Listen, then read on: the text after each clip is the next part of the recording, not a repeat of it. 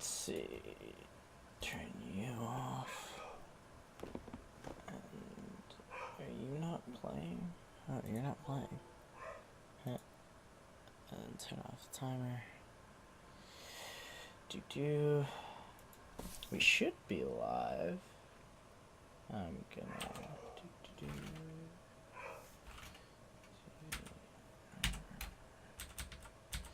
There we go. Okay. Well, welcome, ladies and gentlemen, to At What Cost, episode number 10. I'm TheSource. Joining me, as always, is Azaraki Dragon. And we had a little bit of a weird start today because I was futzing around with a bunch of stuff, trying to make it so that we had multiple videos. Because for the first time ever, I guess, and during At What Cost, you guys will be able to see Azaraki. Aza?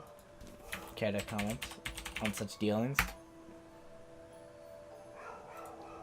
Oh wait, I can't hear you. Are we? Hold on. Yeah, Gamebox did go. something. So I got it. So, but yeah, I don't know if I'm actually on screen. You are. All right, cool. That's good. Well, you So you how's will everyone be. going? You will be once I I will be. swap the overlay over. Whose volume is low? That's the question. Whose volume? Mine or his? He should be fine. Might be me.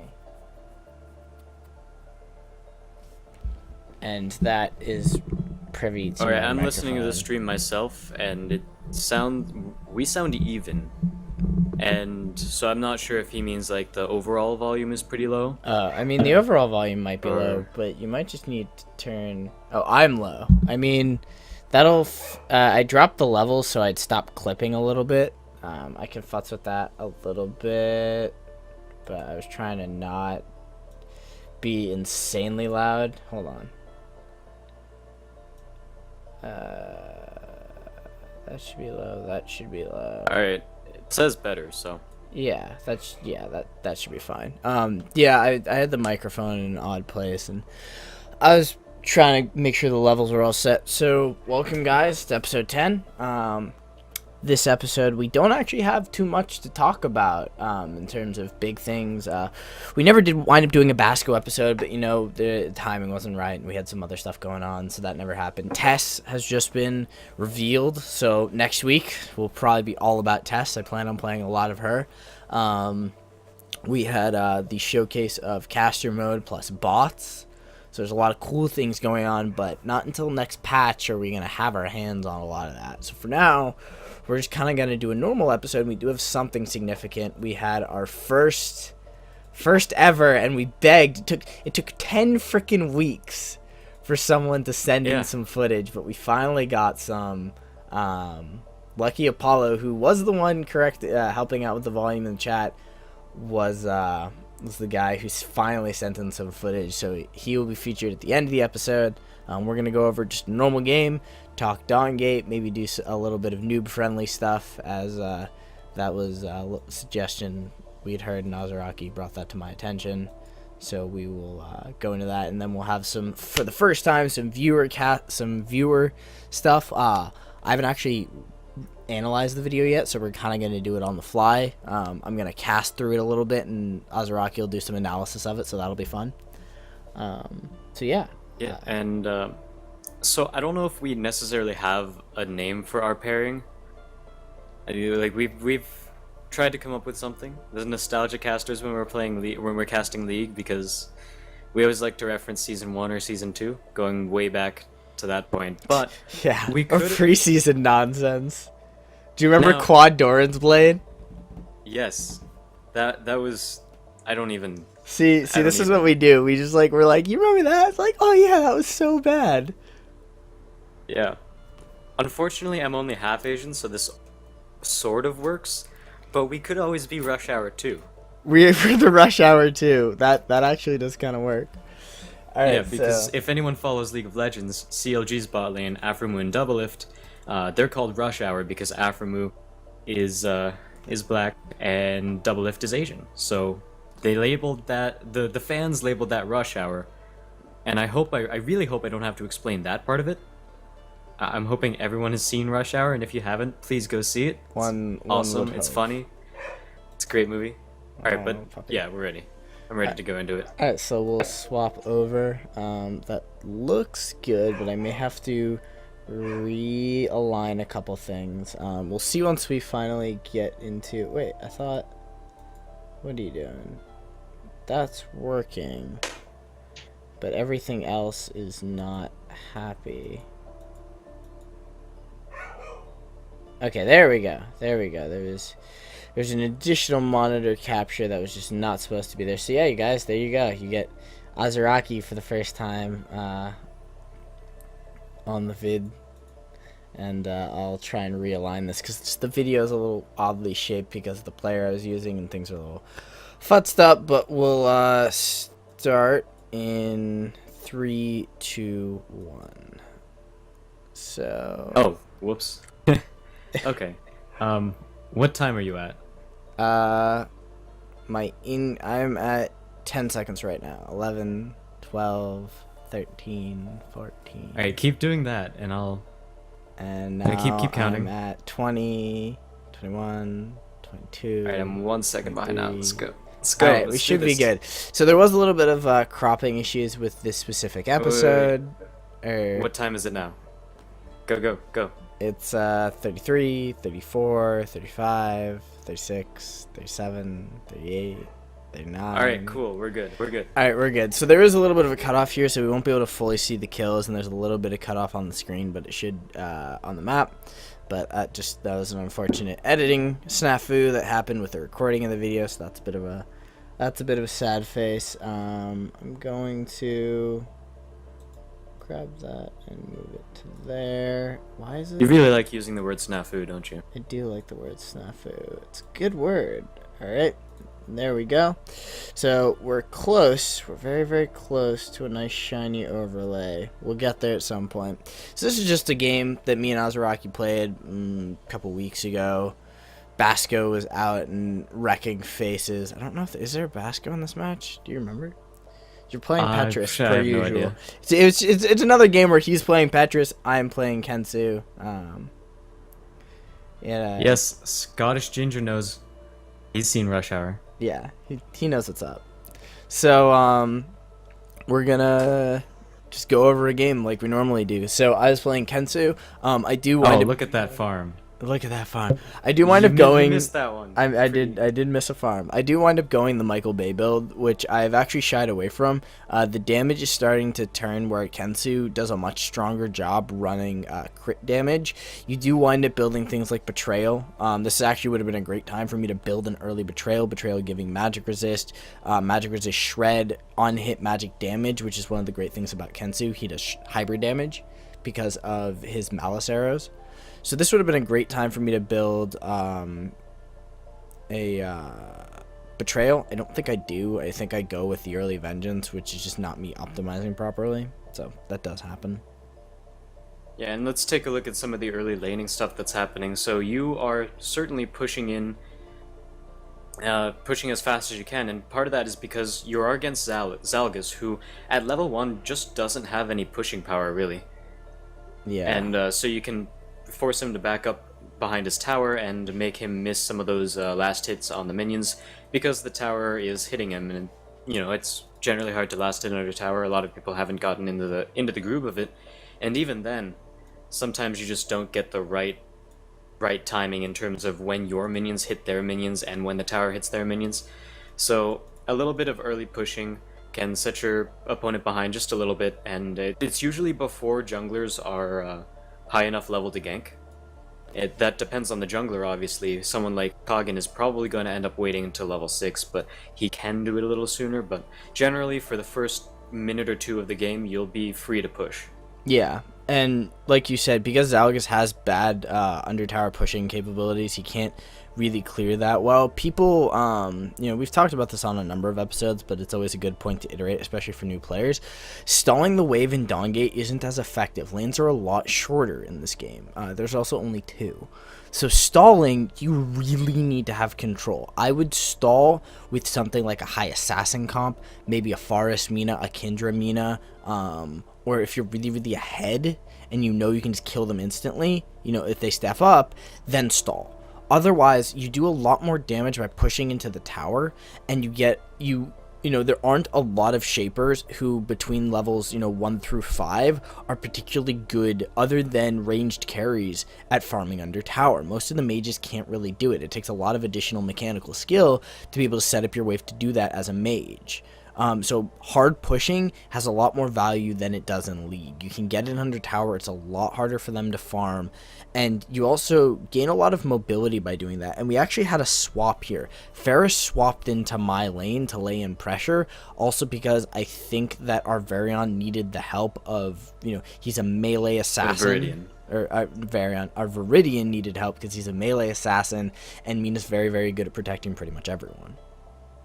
Yeah, Mina's got some really good protection skills, especially, she can jump on someone, reduce the amount of damage they take by a ton, give them a shield, and then jump off for a fear. It's a really good play, and as you can see, the Ferris swap to the top lane is working a little bit in our team's favor as well, simply because of the immobility of Zalgus. And that's going to allow Ferris to dash in, use whatever he wants, his hologram, get in a few basic attacks, and he's got a fairly high base damage for his melee basic attacks, and so he's going to be able to put down a lot of damage on Zalgus and then just back off, retreat back to where he originally dashed from, and get some free trading that way. So you're going to see in the top lane, they're going to end up winning quite a few trades, and down in the bottom lane, Petrus ganks OP. Yeah. Gotta love the value of a shaper who can both gap close and stun in one move. In terms of lane control, Mina needs to be with someone who can output damage consistently, and although fear into chain into a Zalgus combo is great, Mina, a fear is not guaranteed and will not necessarily keep them in place. They will move around. An AD carry can follow that with basic attacks. A mage who has to land long, straight line skill shots is going to have more trouble. It's one of the other, it's one of the limitations to Zalgus. If you're playing Zalgus, or even, Amaranth can get around a little bit, but Zalgus in particular, he's a tricky mage to play because his two strongest abilities, his Q and his ultimate, are straight lines. That requires you to land, essentially be landing your snipes. That is very, very difficult with people, like Mina, who has a fear which is random, like Calm, which is another fear which is random. Calm is a little bit more lockdown. But the other one that people play a lot of, which really isn't that good, is Cerulean Zalgus. Cerulean is going to flip people towards Zalgus. Zalgus doesn't want that. So if you're going to play a Zalgus, run things like Renzo. Renzo is so good because when they're stunned on that guaranteed Renzo stun, they're in one place and Zalgus can follow up. Yeah, there are other lane combos that you can use to set up kills like that, and you can also go with someone like Dibs. Dibs doesn't really have any straight up lockdown for Zalgus, but at the same time he can proc Nightmare on each one of Zalgus' skills and give that lane even more burst than before. So if you're fairly confident in hitting your skill shots as Zalgus, then you can take a Dibs and that'll amplify your damage output by quite a bit. Yep, and I don't think I actually make it out of there. Yeah, no, I wasn't going to make it out of there. We did pick... Yeah, they had a Viridian jungle. I was able to pick up a kill, which was nice. I think, no, he went right into the enemy team who rotated. I was like, he's going to make... No, he's not going anywhere. So right now, I'm making a bad decision. I'm being greedy and I'm building Vengeance. I should... And this is actually pre-hotfix, which increased the cost of Vengeance. Actually, Vengeance went up to a full 3,000, and this is before that hotfix, so... I am sad face, or no? Is this no? This is within the hotfix, isn't it? I don't know. I can't even see the cost on my screen. Yeah, no, that was actually within. Yeah, that was within the hotfix. So I went a little greed there.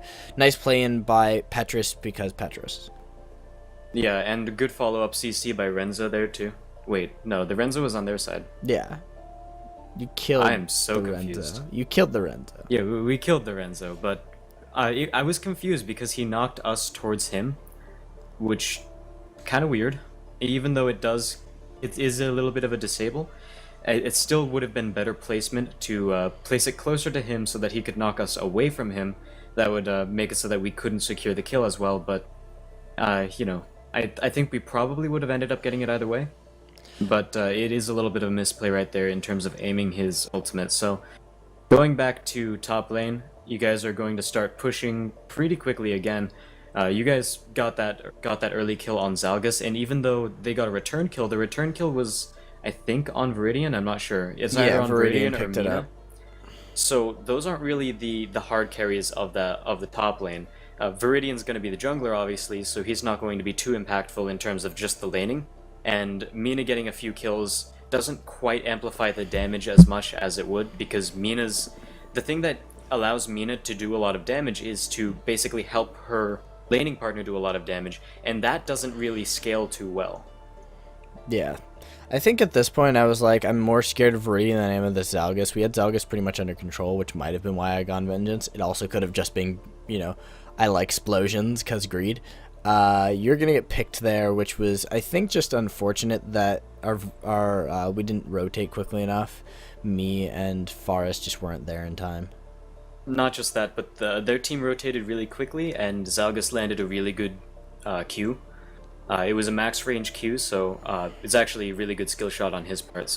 So here's the value of a Renzo. He just stunned me. Granted, they weren't anywhere near where they needed to be to make that play, and I actually think we're going to get the revenge kill off this. So Forrest goes 1 for 1. It's a little unfortunate because they get all those assists, but our team is able to hold out. I didn't die, which is pretty much value until now when I do die.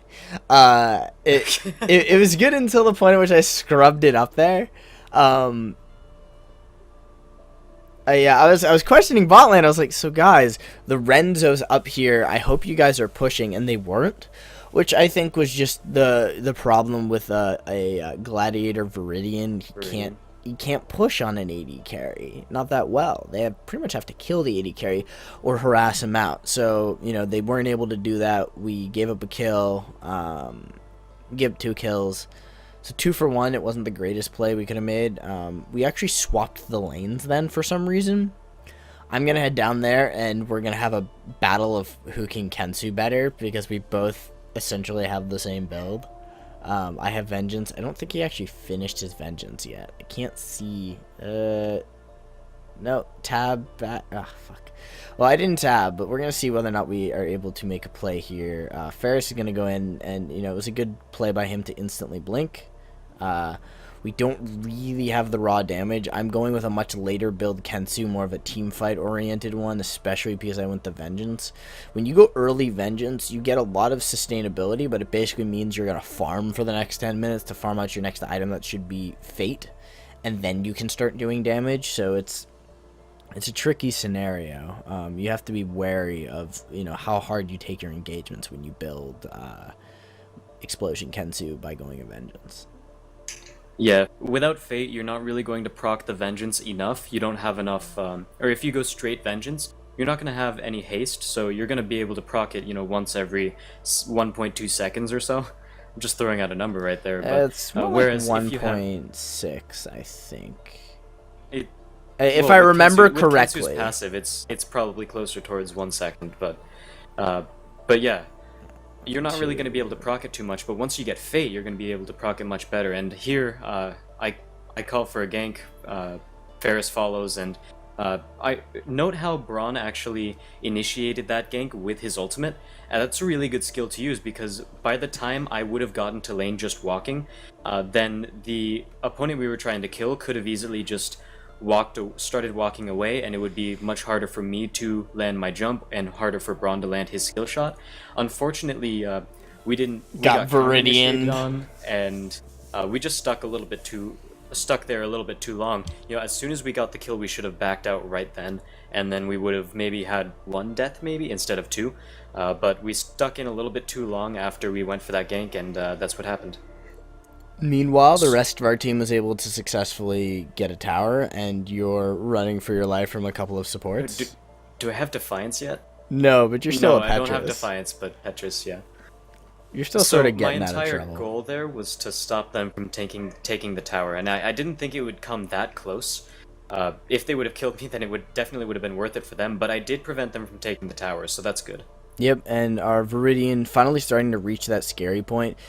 Got his conquest, so he's starting to hit really, really hard.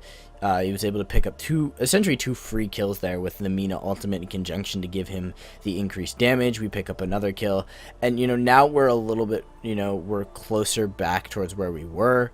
I'm in a good position to pressure a tower. Our other assassin, we actually have a double assassin comp here, so it's double assassin support and tank. So, we have a lot of damage, assuming we can set all of it up. Their Viridian's going to go on me, but, my Forest is there. He'll do some damage. I'll get off a couple more basic attacks, pick up a kill. And, we're reaching a point where the fact that we went double assassin and we picked up the kills we needed is starting to come into effect.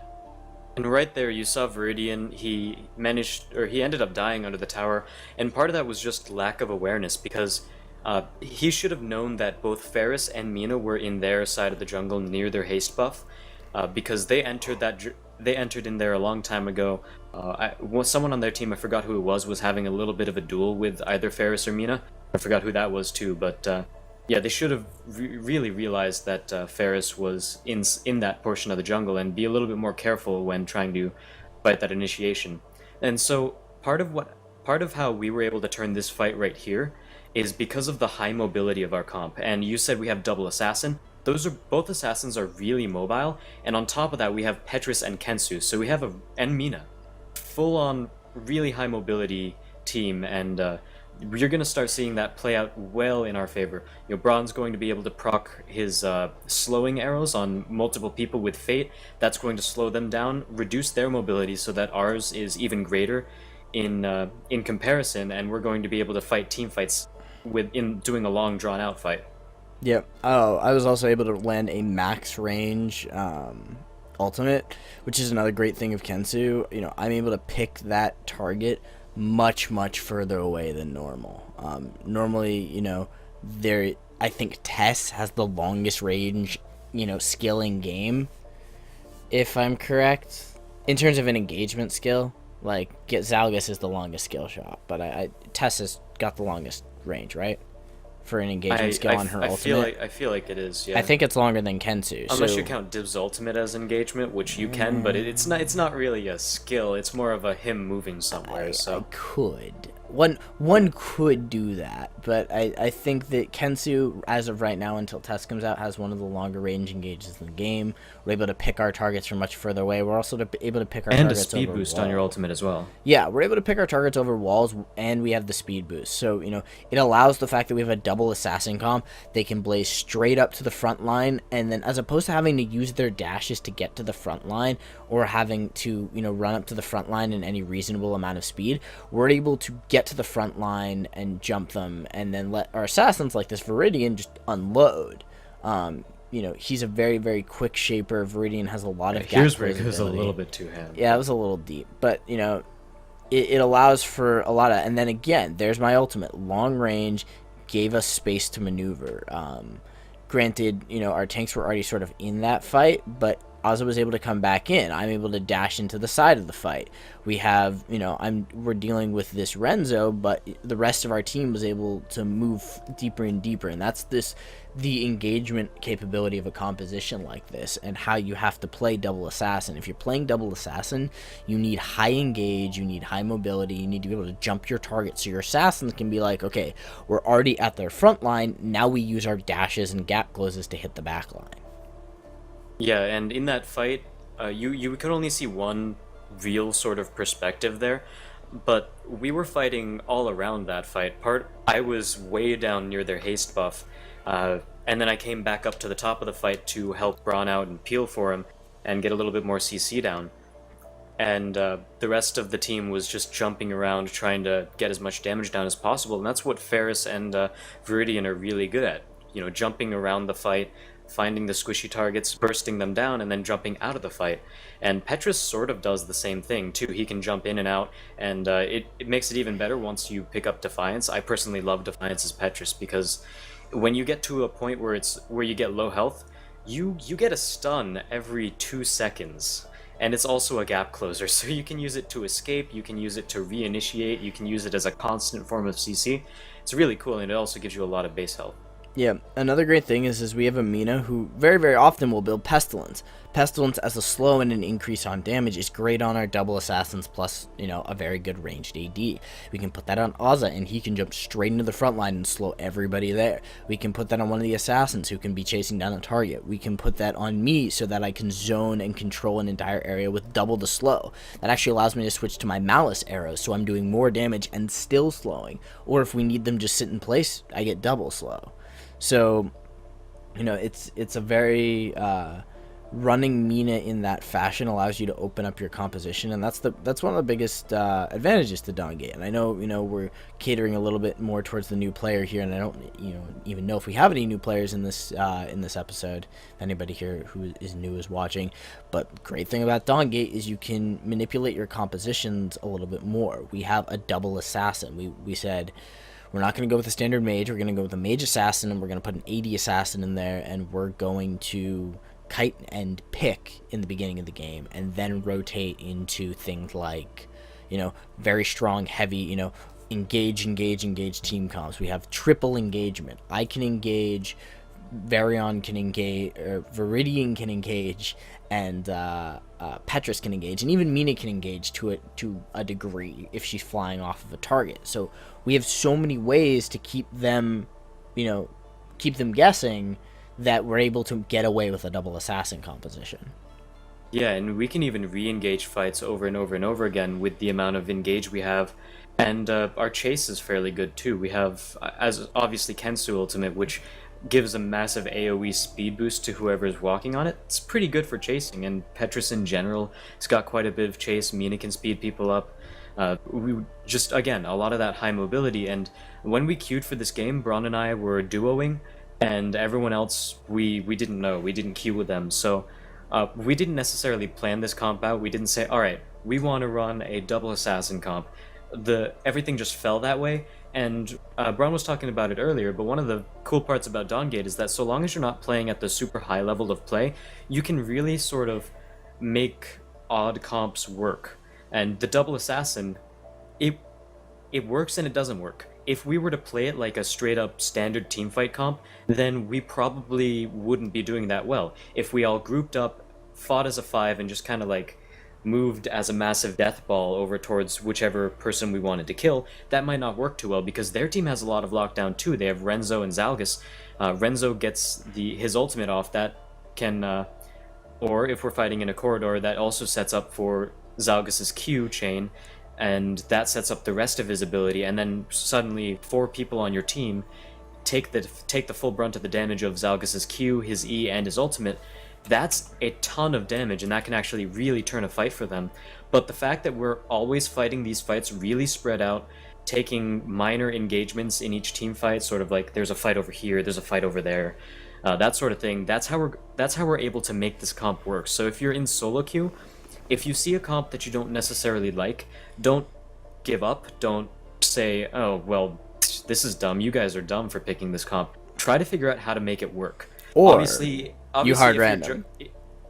Obviously, we'll get to that in a bit, but obviously if your team goes 5 hunters, then you can probably yell at them or something, because 5 hunters is not really going to work. But in terms of just the shaper picks, not necessarily the roles, you can make a lot of things work. For example, you hard may talk random. about your hard random now. So, side note, I played a game of solo queue with it was fairly high tier solo queue. I'd say it's within the top 500 players or so. And one of the guys in there he's just like, you know what, I'm gonna hard random, and then his buddy who's doing with is like, I'm gonna hard random too. We played an entire hard random game. We almost won because of the variance in characters. We had an AD carry, we had an assassin, we had a burst mage. You guys also got lucky with the hard We got random. very lucky with the hard random. Like, if I wasn't playing something so late game, I was playing Vax, which is super late game. If I wasn't playing that, we might have had a little bit more trouble. But just the fact that we were able to sort of do that, and it turned into a little bit of a trolley game, but everyone was having a good time. Both teams, were enjoying the fact that this was a high tier, this was a calculated team comp versus a non-calculated team comp, and it wound up being a great game. And that's one of the things you can do. You're able to manipulate things to such a greater degree, especially also because of the way items work. you're able to set up a lot more things in item variants. So always keep that in mind when you're playing. As for that last dive, little aggressive. We came out essentially ahead. It wound up. I think it was 4 for 2. No, it's 4 for 3. 4 for 3, right? Yeah, it was. No, it was 3. It was 3 for 2. It was 3 for 2. And I got a little picked. I was out of position. I died. It happened. We had, again, this double assassin comp. They were able to jump in the back line, pick some targets, and get out. So that was a bonus for us. I think at this point we're going to clear up some camps, maybe pick a fight. We might Parasite. We may wait to run Parasite just yet. But our composition is sort of allowing us to play a little bit more greedily because we have both Faris and Viridian, who are two of the harder scaling assassins. Kindra, to be honest, does not scale in the same assassin-y way because she's based on resets and doing continuous damage. Viridian, once he gets his Conquest spike and maybe once he hits his Divinity spike, he just starts to hit like a truck. Faris, once he's got, double aggression, potency, chaos, he, that's one of his big spikes is when he's got, aggression. That's either going to be rage or dominance plus a potency. Just that extra lightning damage, just flat out on his spinning hologram, whatever the blade, like the blade version hologram. It's pretty nasty. Those are some of the really big power spikes you can get out of the assassins. So you have to be wary of what. Yeah, you have to be wary of the way a couple assassins in Dawngate work, because their early game is actually pretty crap, to be honest. Faris's early game is unless you're Faris. His level's 1. If you play it right, Faris's early game is cool. Faris's early game is good in terms of his mobility, but his raw damage isn't there. It's not until Faris gets 1 or 2 mid-tier items or even one big end item that's generally at about 12-ish minutes or so where he starts to become really scary. So keep that in mind when you're playing against those kinds of assassins or when you're playing as them. Your early game, you can spike pretty hard off of one, level 2 item. There's a lot of potential there to do a crap ton of damage. Meanwhile, in the base is our Viridian and Mina. Viridian, and did they get out somehow, I guess? Viridian's dashes. Let's just say that's it, because somehow they're almost full health on both of them. So. Yeah, no, that was ridiculous. So, even with the amount of health I have right now, the only reason I'm actually sticking in the fight is because I have Defiance, and if anyone decides to jump on anyone, I can jump. What I like to do when I'm really low health on Defiance, or with Defiance on Petrus. Why don't you explain the Defiance passive, because there's probably people who don't use that item. Oh, right. So Defiance is when you drop below, I think it's 25% health, you gain 80% cooldown reduction. So as Petrus, that's really, really strong because you can use your jump every 2 seconds, you can use your Q every 2 seconds, you can use your E every 2 seconds. The only thing it doesn't affect is ultimates, and thank God for that. It would be so broken. Power fist. That would be very ridiculous, but the reason the item is balanced is because it only kicks in when you're below that threshold of health, so you're already playing a dangerous game. You generally want to take Defiance on Shapers who can play that dangerous game. Petrus is one of them because he can jump in and then spin out. His E, his spinning, gives him extra movement speed, and it also reduces the effectiveness Unyielding of slows Progress, on him. I believe is the name of that ability. Yes, Unyielding Progress. And that's... it's going to give me a speed boost, and it's going to reduce the effectiveness of slows, so it's actually a really good skill to escape, so I can jump in, land a stun, and then I'm out of there by the time they get unstunned. And then by the time I get out of the fight, my jump will be up again, so I can just keep doing the same thing over and over and over again. And that's why I like building Defiance on Petrus, and he's one of the few Shapers who can really Viridian utilize duel! But let's look at the numbers here. Our level 18 Viridian was doing their level 15 Viridian. I think our level 18 Viridian wins the duel. Oh my god, the shop screen. BOB banner's back. BOB banner! Yeah, that BOB banner. But I think, Viridian picks up the free kill here. He sneaks away. I was actually really angry at this Viridian. He was playing pretty greedily. It made me frustrated by a lot. He did wind up coming out ahead at the end of the fight, but I was still really pissed at him because I was like, dude, you could have, you could have joined in. I wouldn't have necessarily died. We probably could have, made a better play off of that. But he was playing a little bit of a greedy assassin, which, it's an assassin. Assassins are greedy. Their personalities are greedy. They're bad people. They steal your lunch money. But yeah, there is sort of a stigma on. He also had pursuit. If you guys just saw his movement, you can't see his items because again there was a little bit of cutoff on the screen. But he has pursuit. That is so greed. That's just not an assassin item. That's an 80 carry item for kiting. That's not a particularly good assassin item. He's got conquest or a chasing item. Exactly. It's just so much greed. That want to so cerulean. But yeah, it's really greedy. So much greed. Either way, we're in a very strong position. We've got good control of the map. They actually haven't taken any of our towers. So not only did we have a good mid game, we had a really great lane phase, and we were able to transition and snowball that advantage in lane phase. That we were kind of down some kills. We took both towers, picked up a few kills, got an early parasite. We've really been able to control the match. And we're gonna go for another parasite right now, even though they're all up. Do we go for another parasite? I think we were trying to bait it. Yeah, we could be baiting it. Yeah, I say don't start it in chat, so basically what we're trying to do is bait para, force them to try to contest it and then just win a fight. Good way to make sure that you have good positioning and you can get the jump on them. If we decide to start taking para, it sort of forces us in a bad position, and we have to position ourselves, especially since we only have one tank in this comp. I'm either going to have to be running interference or tanking para. So if I'm not tanking para, then their team is going to be able to start poking our squishies really, really easily. Granted, we do have a good amount of hard engage, so it's not as bad with this comp. But if I were to be the one running interference, then I could soak up all the damage that they were doing, but Parasite would be doing damage to one of our squishies, which is also not good. Granted, we're far enough ahead at this point that it doesn't really matter, but if the game was closer, then that would have been a really risky situation if we wanted to start Para, but I think for the most part, we just want to end the game at this point, maybe try to find a pick, and here's that pick, by the way.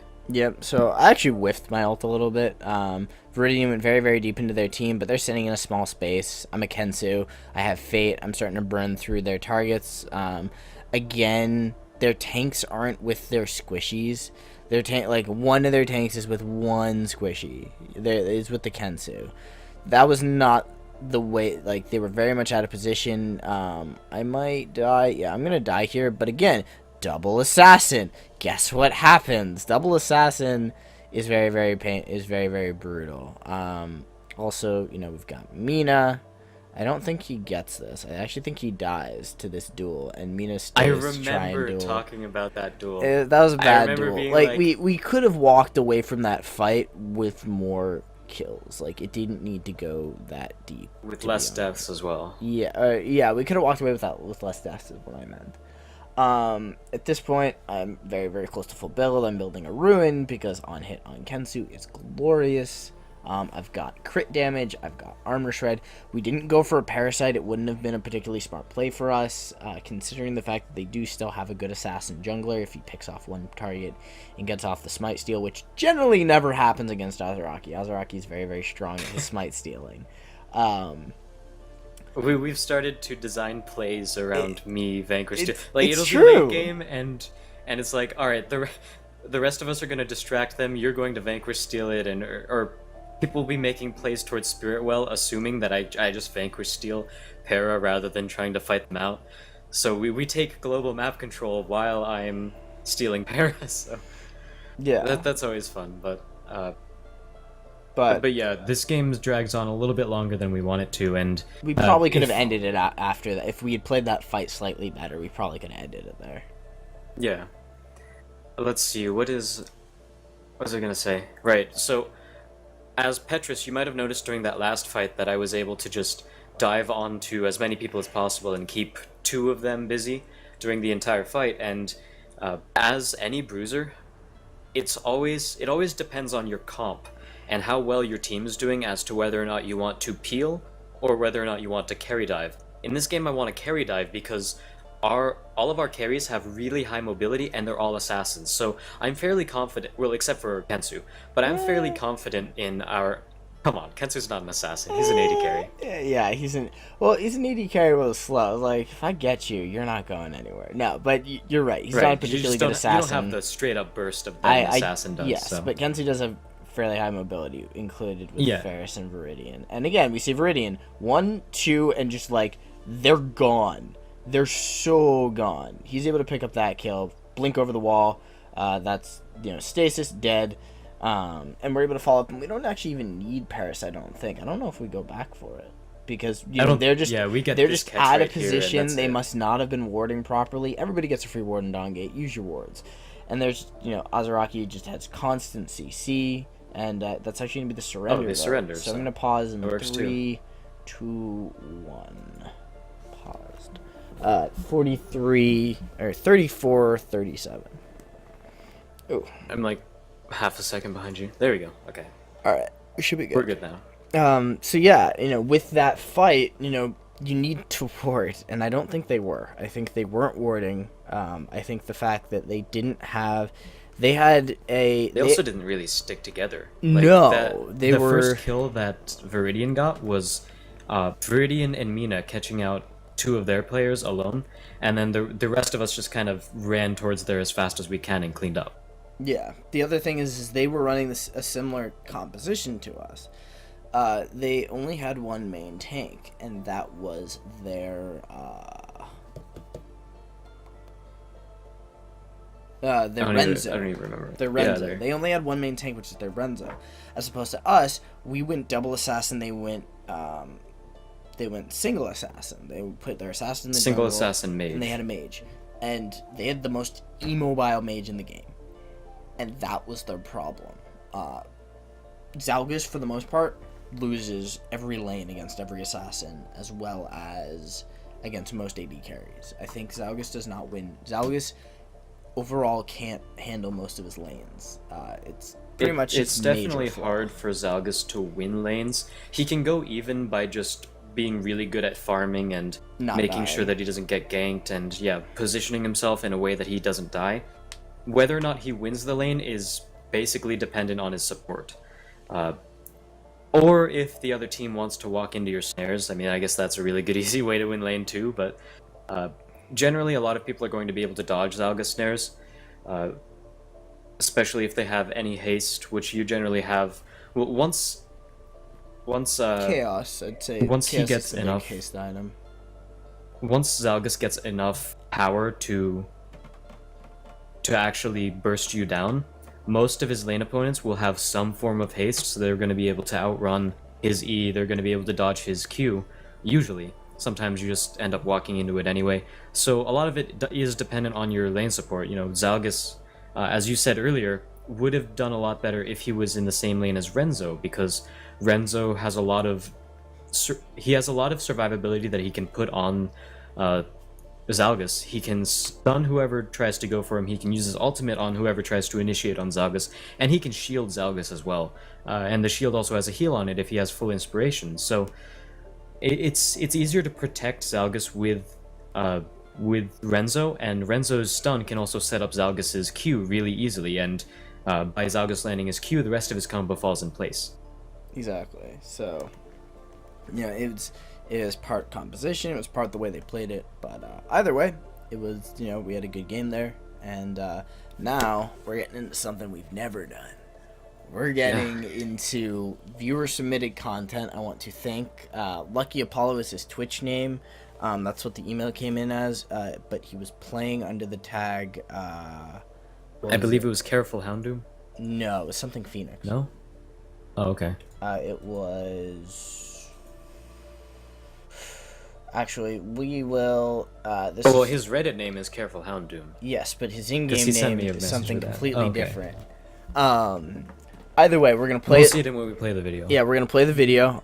We'll be pausing in between each one, and I'm going to pseudo-cast it. I'm not going to go full-on, yet screaming into my mic caster mode, but... No, scream. You got to scream. No.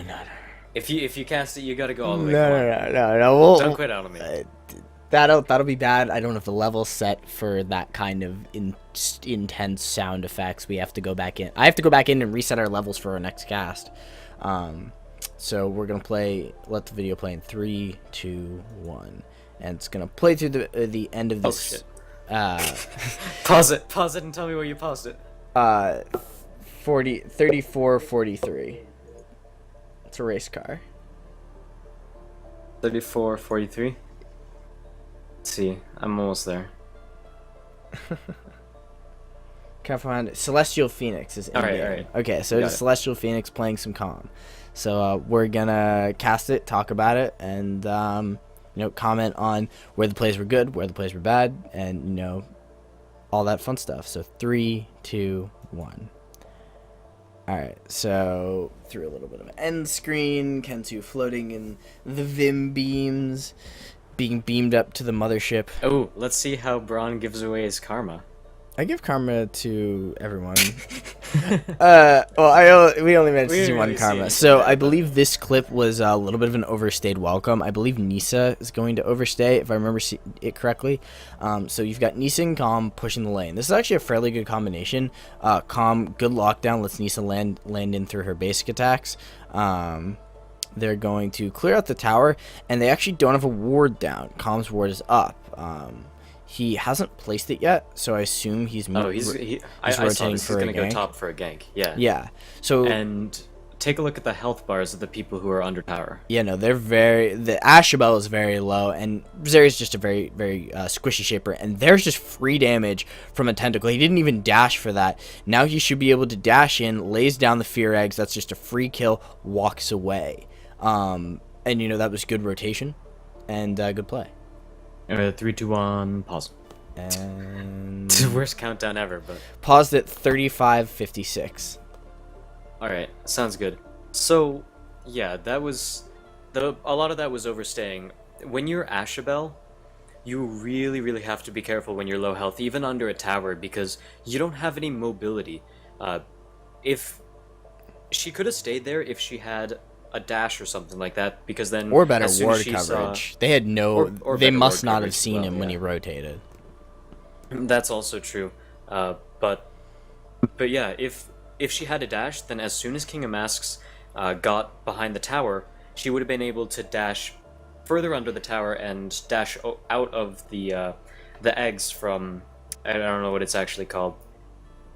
No, I don't remember, but Endless Delay. the eggs, Endless Delay. Yes, there you go, from King of Masks.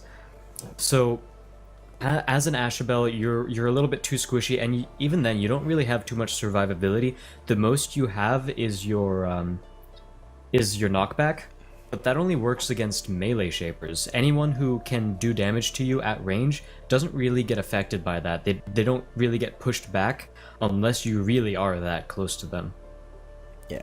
So, I play a fairly greedy Ashabel. I kind of always have, because she has such range. But it requires, whenever you play someone low mobility, Ashabel, Vex, Zalgus, you need really good ward coverage. And he went all the way through. He went through the tri area by the side of bottom lane. He went through the tri area on top lane. He went behind their tower. Someone should have had a ward in that just line and should have seen him. And because they didn't, he was able to walk in there, got just free damage, dashed in, laid in the fear, picked up a free kill.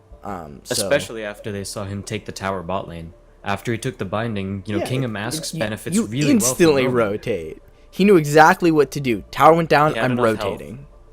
Yeah, he had enough health to rotate. And honestly, someone from bot lane should have called out, alright, they took our tower, they still have a lot of health, and it's King of Masks. King of Masks loves to rotate. He loves to go around and secure kills for the rest of his team because his kit has a lot of mobility and it has a lot of CC in it. Yeah, especially because some of the lists, there's some really terrifying Tactician King of Mass builds. Now, granted, Celestial Phoenix went a little bit of greed here. He's got a really, really early Divinity. But there are some King of Mass builds that are so much haste, you're able to lay out so much CC, decent damage, and just zone control. And that's what King of Mass is. He's a control mage. So let's see how well he control mages in this, which I believe he titled the Koggin Triple Hook. I believe is this play. So I'm going to let it play in 3, 2, 1. So we've got King of Mass. He's already used the dash. There are the fear eggs. Those skills will be up in about 5 seconds. He's sitting around the back side of this area, so, you know, they don't have full vision on him, but they have an idea of where he is. And here comes his Koggin. So we'll see, you know, how the play goes for the Koggin. Koggin's going to throw out the stun. He's going to lay down the sands. He hasn't hooked yet. There's the hook. A perfect triple hook back into the King of Mass ultimate. Cleanly done. Nisa picks up a double kill, and that was a glorious setup. Viana does do a little bit there, and she will pick up the Koggin, but it was a nice set of CC ultimates and setting up the AD carry. And the play is actually not over. Cerulean's going to go in, gets off the flip. He's actually going to be slowed down. Dash away, dash in, and that is a nice pickup kill for Celestial Phoenix. And we'll pause in 3, 2, 1. Unless this clip keeps going. Did you actually pause? Yeah. Okay, good. We'll talk about that, and we'll let it play. We'll talk about it when it comes. But to any players who may be new at the game, don't line up when there's a Koggin who hasn't used his ultimate yet. Or that happens. And then you're sad. And then you were really sad. Granted, I didn't think Asha was going to be hit by that. The hitbox tricked me there. True. That is very true. But at the same time, the other two still... Yeah, they should have seen it coming. Clumped up, and they should have seen it coming. And on the blue team here, Celestial Phoenix's team, that was a good follow-up on his part as well to recognize the Koggin hook and use his ultimate directly afterwards to continue CCing them and make sure that they stay locked up. So he's telling us to keep going, so you ready? Yeah, so we'll start in 3, 2, 1. So there's a little bit more here. Amaranth is actually here. She's going to take a little bit of damage. She's not going to do this. Ooh, oh my god, that Fenmore shield, that was brutal. That was pretty straightforward. Don't mess with a Fenmore. She got baited. She saw a lot of low health targets, but she failed to see that... she failed to recognize that Fenmore does has more a gigantic damage? shield and has a lot of survivability. And 3, 2, 1, pause. Oh yeah, so we didn't actually do you have that? That's the one that I have to look at the Gmail? No, do you have it? Is there a blackness for you? Yeah, there's a black screen. Yeah, so this is actually a clip that, hold on, I'm gonna have to move this one around, it'll take us just a second. So this was actually a clip that for some reason my editing software didn't particularly enjoy. So it's just going to take me an extra second to let it play. It's going to be the one that's Silence OP. Yeah, so if we go back to talking about that other last play a little bit. I'm going to pause that at the beginning of Silence OP, and then we'll play the last clip. Alright. About how the Amaranth just got baited in right there. Even no matter how many low health targets you see, you have to take into account how much CC the enemy has and how much survivability they have. Fenmore has a ton of survivability, so you're not going to end up killing him that easily, especially, I don't think she had her ultimate up, and without ultimate, it's a it's quite a long shot for Amaranth to pick up one of those kills. Pick up Fenmore. And on the other hand, there was also a King of Masks there who has a decent amount of CC. You know, he uses his dash and then the endless delights, and then you're feared, and you're CC'd for long enough for everyone else to kill you, so she just underestimated the CC and the damage and the survivability that all three of those people had left, even though they were at low health. Yeah, the other thing you have to remember, and this is actually a bit of the passive that people forget about Fenmore, Fenmore's passive isn't just to use a life for his abilities. He does more damage depending on how much of his life is missing. He actually gets a straight power bonus off that. He was low, and the shield doesn't count as health. So he can sit at about, maybe 400 health and just keep shielding, and he'll still do crazy amounts of damage. So this bit of the clip is titled Silence OP, so let's start it in 3, 2... Wait. 1 sec. Dual and height.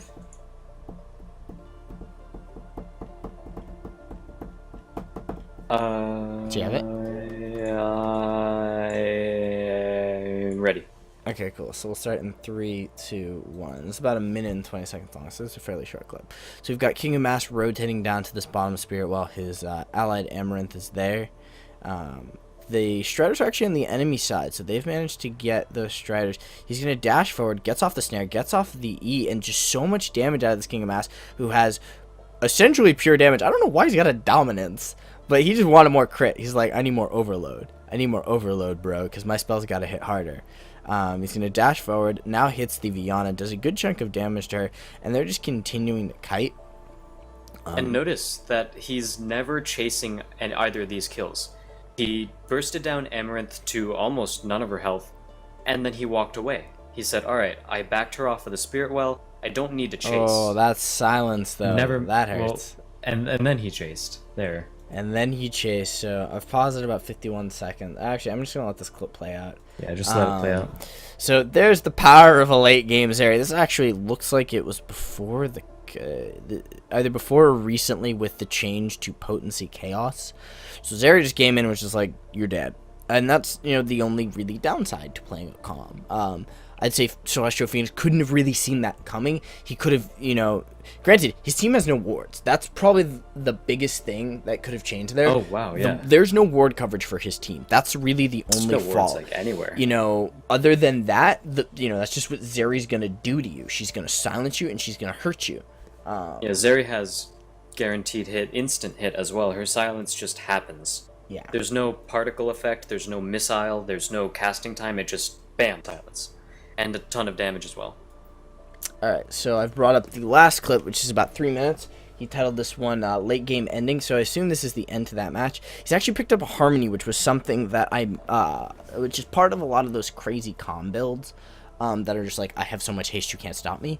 Harmony, if you guys are unfamiliar with the item, is an item that builds out of health. It goes health, purity, and harmony. And what it does is every time someone basic attacks in an AoE around you, allied shaper, your cooldowns get reduced. So if you're near a fight, more cooldown reduction. That's great on Calm, especially a Calm who has so much damage. Add a little bit extra cooldown reduction, he's going to have his skills up every 3 to 4 seconds, and they're doing a lot of damage already. He's got a lot of overload. He's got additionally the pain, which is cutting everyone's damage in half. He's got the speed boost off of Justice, and that's, really setting him up for a lot of plays. Yep, so let's play this clip out then. Alright, so 3, 2, 1. So we're going to play the clip. This is a full build Calm, and Parasite's actually been started by the enemy team. That might have been a little bit aggressive. They're probably just hitting it. No, actually, no, they're going for it. So Ashbel was actually tanking that for a while. Calm's going to use a speed boost, going to go over the side of the wall. Ashbel is going to throw out her ultimate on the other side of the map while Viana is tanking. And Calm is just beating on the Ashbel, who was tanking for way too long. That was really, really detrimental to her. Now, Calm's team is essentially under siege. They're in trouble. There's going to be the ultimate out from him, which is going to catch the targets as they come back in, especially the Amaranth who had stasis. Now, Cerulean has been slowed down, and Calm, he's full health, and he can just kite. He can kite all day long. He's able to lock down the Cerulean. That's going to be a double kill going over to their Nisa, who is sort of on the backside of that and picked up that kill. They were able to get 4 kills for pretty much nothing. And all off the back of the enemy team getting way too aggressive onto a Parasite.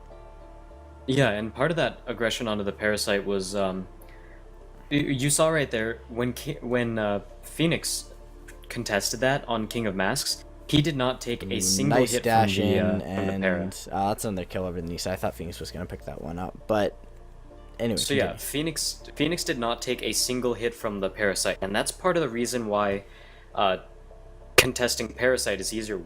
Nisa just walked through the laser. That's part of why contesting Parasite is so easy, because the entire time your enemy team is taking it, and the entire time you can also stay at the very edges of it and poke whoever you want and still be outside of the Parasite range.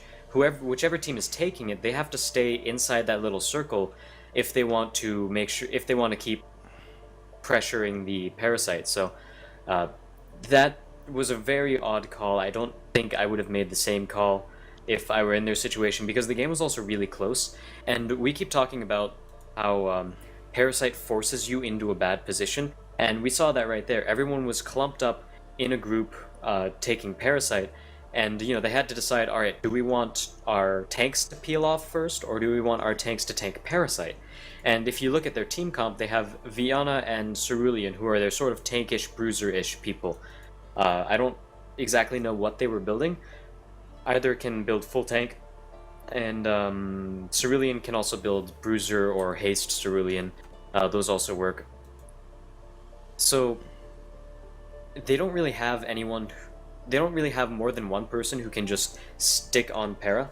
So they had to make their tank Para, and the rest of the squishies were the ones near the outskirts of the fight, and they were taking full damage. There was no other tank, there was no other bruiser that could prevent King of Masks from trying to, throw in eggs, throw in his snare to try to kill everyone. And that's part of why Para forces you in a bad position, because, you have to decide, where do our tanks go? We're not going to have a dedicated front line while we take Para. Unless you have 3 tanks, in which case you're fine, but still, That triple Para's bruiser. doing a lot of damage. Yeah. So that's actually the end of the show. I want to thank Celestial Phoenix, Lucky Apollo, Careful Houndoom, whatever name he prefers to go by, for sending us in some footage. And with that, I actually want to mention something that we've been thinking about for a while. Now, I was at PAX East. I got my hands on a bunch of skin codes, League of Legends, Dawngate, a bunch of other things. I have one burning Freya skin left. Yeah, whichever. Is that burning Freya? Is that what it's called? I don't know.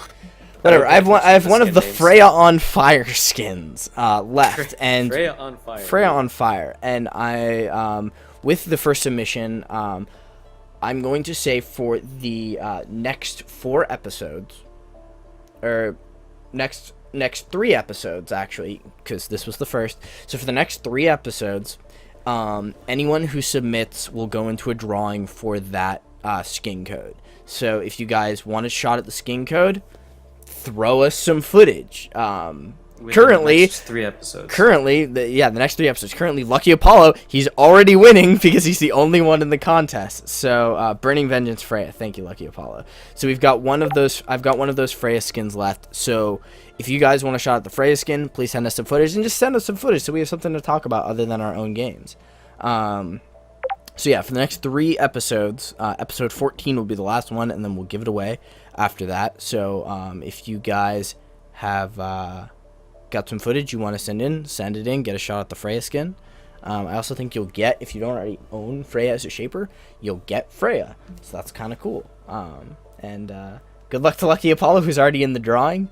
We'll be doing the drawing live on the Twitch feed, so we'll run through the roulette. You guys will be able to watch it, see that it's not rigged, and hope you guys will throw us some footage for that. Other than that, we'll see you guys next week for episode 11, and sometime during the week for our cast of the DGSL2. We don't have casting mode yet, so it's going to be one more of my patch hacky cast setups.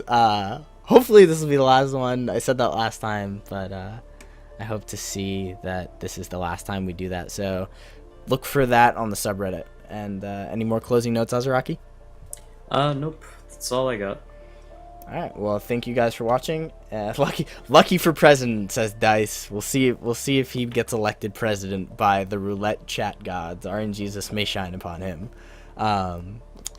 Thanks for watching, guys, and we'll see you next time.